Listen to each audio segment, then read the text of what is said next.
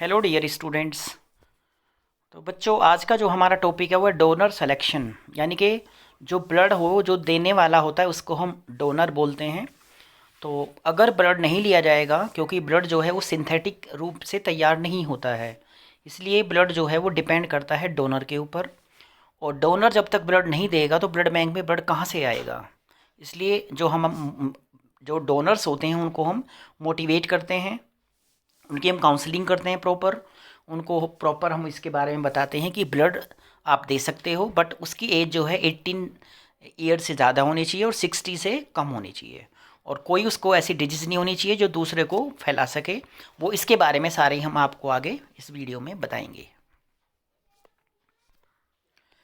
इसके हमारे ऑब्जेक्टिव में डोनर सेलेक्शंस, कैसे सिलेक्शन करते हैं, टाइप्स ऑफ ब्लड डोनर्स, कितने तरह के डोनर्स होते हैं, डोनर का रजिस्ट्रेशन कैसे करते हैं, मेडिकल और उसका फिजिकल एग्जामिनेशन कैसे करते हैं, और लैब इन्वेस्टिगेशन क्या क्या करेंगे उसमें, और डोनर का जो रिकॉर्ड रजिस्टर है उसको भी मेंटेन करेंगे।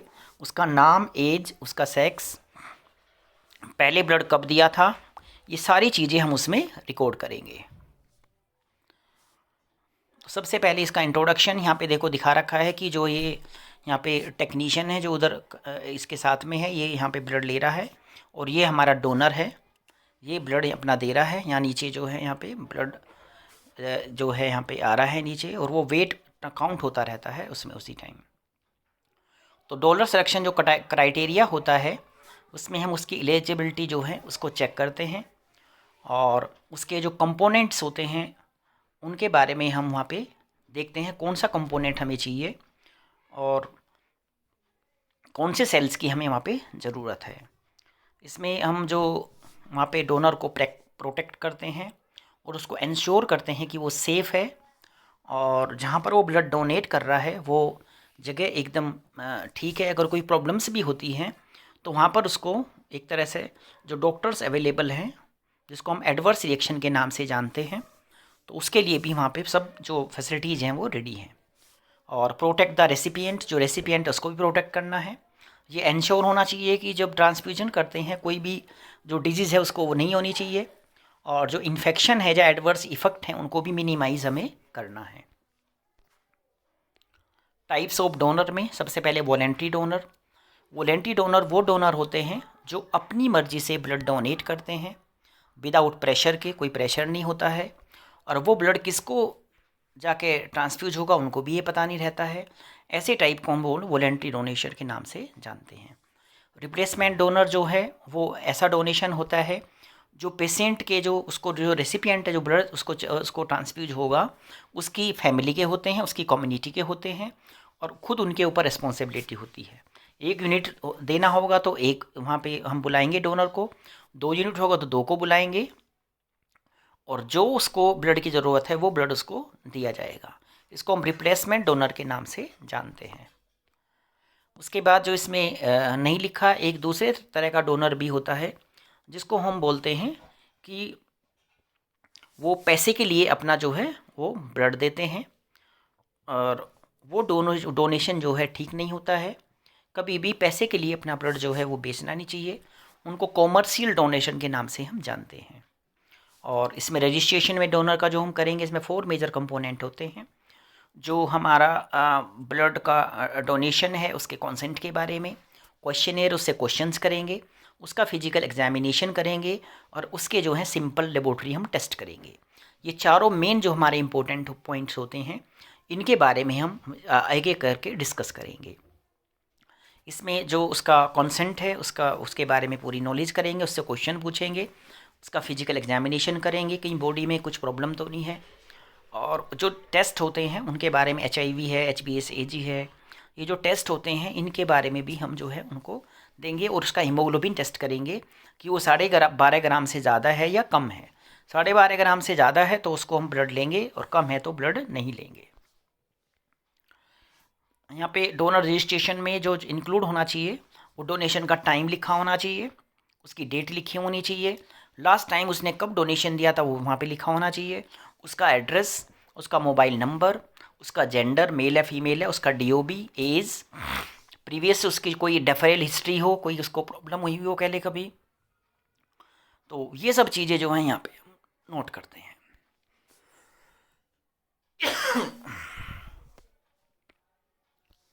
यहाँ पे उसकी मेडिकल हिस्ट्री के बारे में पूछेंगे।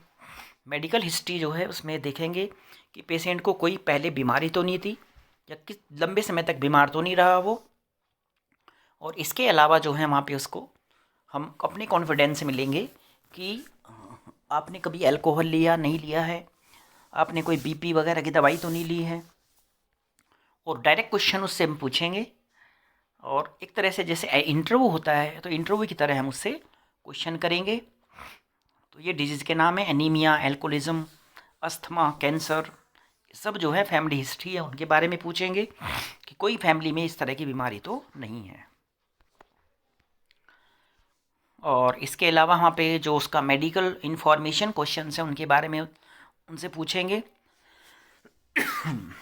और सिस्टमेटिकली वहाँ पे जो है डोनर के बारे में हम सारी इन्फॉर्मेशन कलेक्ट करेंगे। और उसके अलावा उससे हम क्वेश्चंस पूछेंगे कि जो रिलेशन है, जो डोनर जिसको रेसिपिएंट को देना है ब्लड, उसका रिलेशन क्या है, और कोई ऐसी बीमारी तो नहीं थी कि भाई आपको पहले कभी जिससे कि आपका कभी जो वेट है वो कम हुआ हो लगातार, या कोई मलेरिया ऐसी डिजीज़ तो नहीं थी उसको। तो इनके बारे में सब उनसे पेशेंट से हम पूछेंगे। ये हमारी प्री डोनेशन केयर होती है। डोनेशन से पहले हमें क्या करना है, इतना सारा जो उसके पास प्रॉपर तरीके से खाना उसको खाना चाहिए, लिक्विड्स लेना चाहिए। तो ये प्री डोनेशन हमारी केयर है।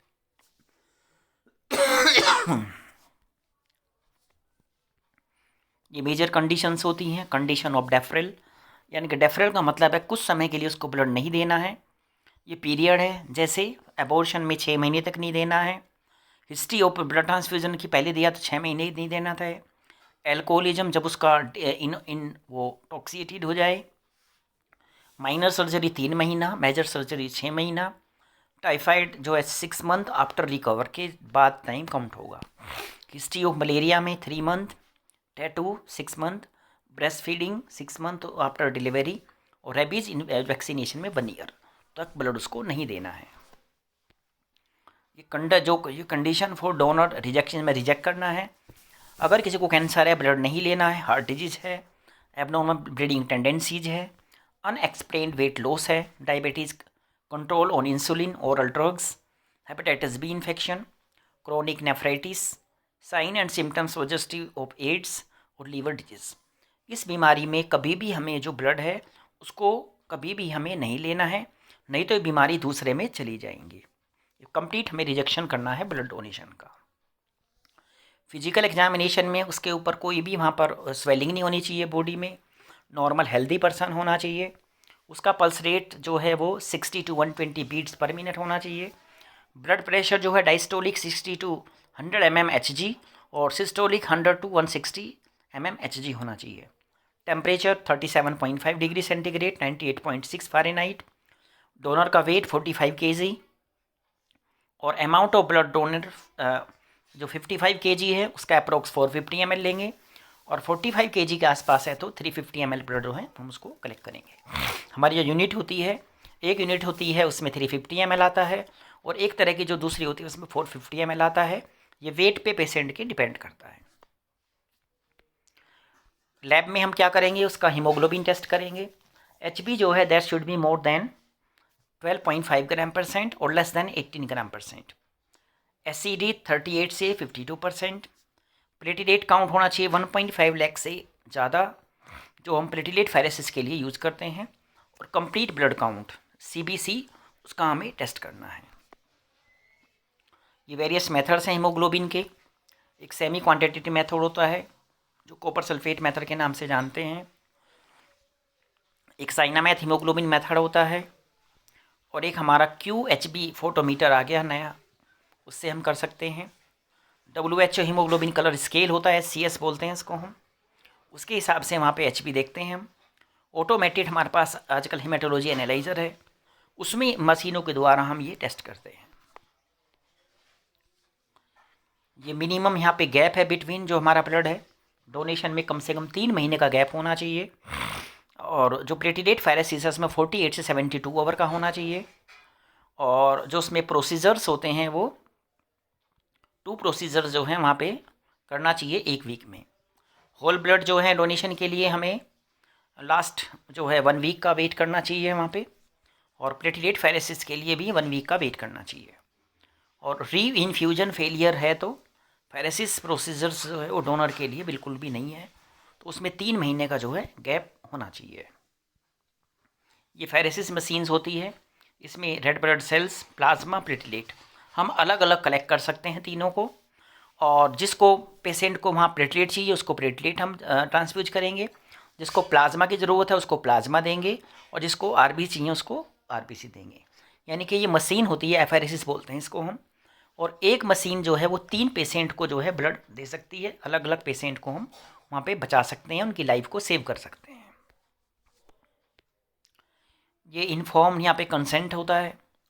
इसमें यहाँ पे जो हमारा कॉन्फिडेंशियल मेडिकल एग्जामिनेशन होता है, इसमें हमें जो डोनर है उसको पता होना चाहिए कि मैं ब्लड वहाँ पे दे रहा हूँ, क्वेश्चंस क्या है, उसके सब के आंसर क्या दिए मैंने, और जो ब्लड होता है उसको टेस्ट करना TTI के लिए, इसको बोलते हैं ट्रांसफ्यूजन ट्रांसमिटेड इन्फेक्शंस। और अगर उसका स्क्रीनिंग टेस्ट हो रहा है तो इसलिए उसको हम दोबारा भी हमें टेस्ट करेंगे। हम ये नहीं कि उसने बोल दिया नेगेटिव तो हम नेगेटिव मान लेंगे। और वेदर द डोनर अगर चाहता है कि वो जो एबनॉर्मल टेस्ट रिजल्ट है उसको किसी को ना बताया जाए तो वो भी हम वहाँ पे नहीं बताते हैं, पेशेंट को ही डायरेक्ट हम इंफॉर्मेशन देते हैं। ये डोनर का रिकॉर्ड हमारा रजिस्टर होता है, इसमें रजिस्ट्रेशन नंबर, टेस्ट ट्यूब जो segment number, name of donor, father's name, age, sex, address, date of collection, date of expiry, blood group, signature of doctor, signature of phlebotomist, उसका weight लिखना है, blood pressure, haemoglobin, types of donation, venereal disease है उसको या कोई और तरह की डिजीज है, type of bag, volume collection, time of collection और ड्यूरेशन ऑफ कलेक्शन। ये सब चीज़ें हमें इस कार्ड में नोट करनी है। ये हमारा जो है आफ्टर ब्लड डोनेशन के बाद में क्या हमें करना क्या नहीं करना, हमें हमेशा जो है पेशेंट को बताना है जो डोनर है कि हाइड्रेट बिल्कुल नहीं होना है उसको, ठीक है ना, हाइड्रेट रखना नहीं है, पानी उसको लेना है, ज़्यादा पानी पीना है, हेल्दी खाना खाना जिसमें आयरन रिच हो, आयरन प्रोटीन ज़्यादा हो, और अपनी जो आईडी है वो हमेशा अपने साथ रखनी है। कभी अल्कोहल नहीं लेना उसके बाद, कभी मतलब जो अगले 2 दिन है 3 दिन है 1 वीक तक फैटी खाना नहीं खाना है, और एस्प्रिन जो है उसको नहीं लेनी है। अगर उसने जो हमें प्लेटलेट जो है वहाँ पे दिए हैं तो एस्प्रिन टैबलेट अवॉइड करनी है उसको।